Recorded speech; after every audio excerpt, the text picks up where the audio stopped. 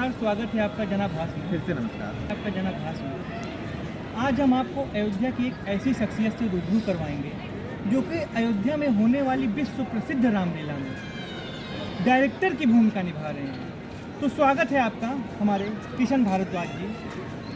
जी, सबसे पहले आप सभी को जय श्री राम। और मैं अयोध्या की रामलीला का डायरेक्टर किशन भारद्वाज प्रभु श्री राम जी के चरणों में प्रार्थना करते हुए आप सबको जय श्री राम।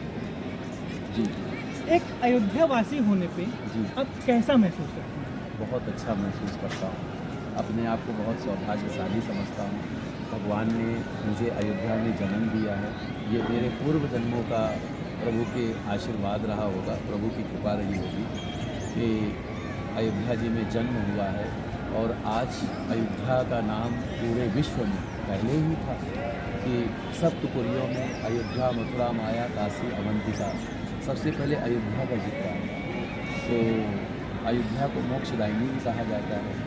तो मैं तो अपने आप को बहुत सौभाग्यशाली समझता हूँ। प्रभु ने मुझे जन्म दिया है और आज ऐसे अवसर को देख करके जब प्रभु श्री राम जी की प्रतिष्ठा हो गई है तो अपने आप को धन्य मानता हूँ और अपना जन्म सफल मानता हूँ कि प्रभु आपने मेरे को सब कुछ दिया।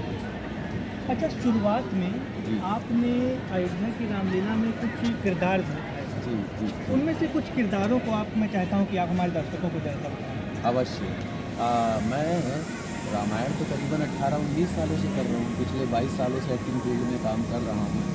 लेकिन अयोध्या की रामलीला में 2020 में पहली बार मिला था और उसमें मैंने भगवान शिव का पात्र निभाया, वशिष्ठ जी का पात्र निभाया था और भी कई प्रकार का पात्र निभाया है। और इसके अलावा जो है क्या कहते हैं, फिर पात्र निभाते हुए मेरा काम सभी को पसंद आया, मेरा व्यवहार सभी को पसंद आया। तो अयोध्या की रामलीला का डायरेक्शन भी मिल गया। मैं चाहता हूँ कि आप कोई ऐसा जो पात्र है जी, जो जी। आप करते हैं उसका जी। कोई संवाद हो। अवश्य सुनाऊंगा, अवश्य सुनाऊंगा। सबसे पहले मैं आपको वशिष्ठ जी का पात्र सुनाता हूँ। प्रभु श्री राम जी के गुरु वशिष्ठ जी, हे राजा, इनका नाम लेने से संसार सागर पवित्र हो जाता है। जो आनंद की सिंधु की सुख की राशि है, इनकी एक कृपा की बूंद से तीनों लोग पवित्र हो जाते हैं। ऐसे आपके पुत्र का नाम मैं राम रखता हूँ। ये वशिष्ठ जी का है और मैं भगवान शंकर जी का सुनता हूँ। मुझे सबसे पहला क्योंकि मेरा ही रोल था भगवान शंकर जी का। हे देवी, इस संसार में ना कोई ज्ञानी है ना कोई मूर्ख। प्रभु जिसे जैसा चाहे वैसा ही कर देते हैं। प्रभु की लीला बड़ी ही अपरंपार है देवी, बड़ी ही अपरंपार है। आओ, हम तुम्हें प्रभु श्री राम का चरित्र अपनी योग माया के द्वारा प्रत्यक्ष दिखाते हैं।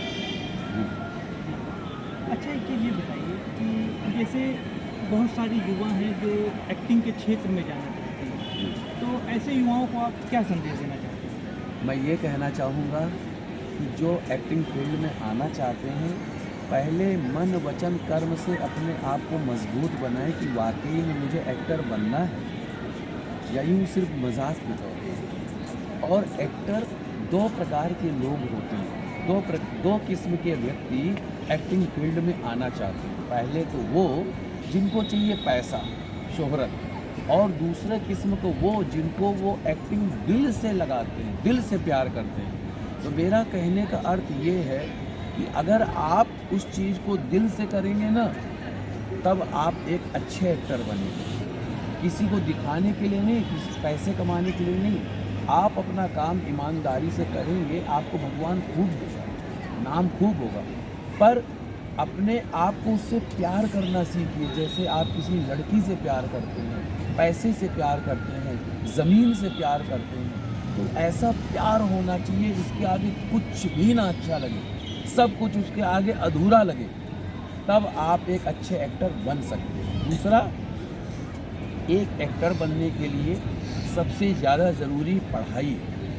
आपकी शिक्षा पूर्ण होनी चाहिए, आपकी शिक्षा अधूरी नहीं होनी चाहिए। उसके बाद में शिक्षा के साथ साथ आप अपने व्यवसाय को या अपने नौकरी को कुछ ना कुछ ऐसा मजबूत करके रखिए कि उससे आपको अच्छी इनकम होती रहे। फिर उसके बाद में आप जो है एक्टिंग कोर्स ज्वाइन कीजिए, और मैं तो कहता हूँ थिएटर कीजिए। थिएटर से बेस्ट कुछ भी नहीं है। कम से कम 5 साल अपने आप को मांझने के लिए दीजिए, 5 साल उसमें अपने आप को झिंझोड़ दीजिए, लेकिन अपने माँ बाप के ख्वाबों को अधूरा ना करें, अपने आप को अधूरा ना करें। पहला काम है अपनी शिक्षा पूरी हो, दूसरी अपना काम मजबूत हो, फिर आप एक्टिंग की तरफ ध्यान देंगे तो आप एक बहुत अच्छे एक्टर बन सकते हैं। अच्छा, कहते हैं कि एक एक्टर का जीवन काफ़ी संघर्षमय होता है, जी, काफ़ी जी। कठिनाइयों भरा रहता है। जी जी जी। तो आपको कौन कौन सी कठिनाइयों का सामना करना पड़ा? कई प्रकार की। रुक जाइए, स्टोरेज का समस्या आ गया। उसके बाद में अपनी शिक्षा पूरी होने के बाद में अपना व्यवसाय मजबूत करें, अपनी जॉब मजबूत करें, और फिर उसके बाद में अपने आप को एक्टिंग के लिए 5 साल दें। उसमें आपको पैसा नहीं कमाना, आपको अपने आप को मांझना है। उसमें सबसे ज़्यादा बेहद ज़रूरी है थिएटर करें। थिएटर करें और लगातार 5 सालों तक अगर आप अपने आप को मांझते हैं तो आप एक अच्छे एक्टर बन सकते हैं। जी अच्छा, कहते हैं कि एक एक्टर को काफ़ी कठिनाइयों का, संघर्षों का सामना करना पड़ता है। जी जी। तो आपको किन कठिनाइयों का सामना करना पड़ा? देखिए, सबकी स्थितियाँ परिस्थितियाँ अलग अलग होती हैं। सबके आर्थिक स्थिति, पारिवारिक स्थिति सभी की अलग अलग होती है। मुझे तो कई प्रकार की समस्याओं का सामना करना पड़ा, जैसे कि मेरे पास में पैसों की बहुत तंगी रहती थी, पहुंच नहीं थी, मेरी पहचान नहीं थी, किससे मिलना है, क्या करना है, कहाँ जाना है, कई प्रकार की समस्याएं थी। और लेकिन मैंने अपने आप को दृढ़ रखा, मैंने आपको मजबूत रखा, मैंने अपने संकल्प शक्ति को मजबूत रखा। सो अगर और भी कोई एक्टर बनना चाहता है तो संघर्ष सभी के साथ आना है। आप ये मत समझिए कि आपको चांदी की प्लेट में, सोने की चम्मच में आपको सब कुछ एकाएक मिल जाएगा, ऐसा ज़रूरी नहीं। जितने भी बड़े बड़े महान एक्टर हुए हैं, अमिताभ बच्चन साहब और अमरीश पुरी साहब, राज बब्बर साहब, ओम पुरी साहब, दिलीप कुमार साहब, राजकुमार साहब, जितने भी अच्छे एक्टर हुए, आज भी शाहरुख खान, सलमान खान या आलिया भट्ट, रणबीर कपूर, जितने भी हैं, सभी ने संघर्ष किया। संघर्ष करके वो यहाँ से यहाँ तक पहुँचे। तो मैं यही कहना चाहूँगा, अपनी शिक्षा पूरी कीजिए, अपना काम मजबूत कीजिए, अपना फिर आप अपने आप को टाइम देंगे, आप ज़रूर अच्छे एक्टर बनेंगे।